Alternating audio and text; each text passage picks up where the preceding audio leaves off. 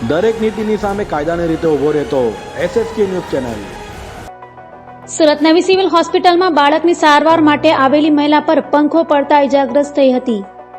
વારંવાર વિવાદમાં રહેતી સુરત નવી સિવિલ હોસ્પિટલમાં વધુ એક ઘટના બની હતી। વાત એમ છે કે નવી સિવિલમાં બીમાર પુત્ર સાથે સારવાર માટે આવેલી માતા વર્ષાબેન રાઠોડ પર પંખો પડતા મહિલાને ગંભીર ઇજાઓ થઈ હતી, જેને લઈ મહિલાને સારવાર અપાઈ હતી।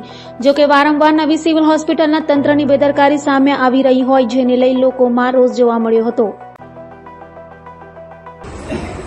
મારું નામ વર્ષાબેન રમેશભાઈ રાઠોડ છે ને હું ચલથાણમાં રહું છું, નવા હળપટ્ટીવાસીમાં।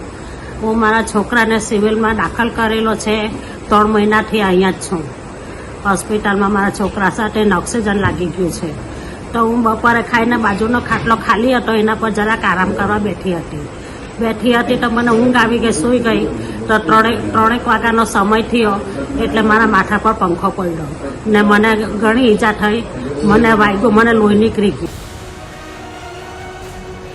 દરેક નીતિની સામે કાયદાની રીતે ઊભો રહેતો SSK ન્યૂઝ ચેનલ।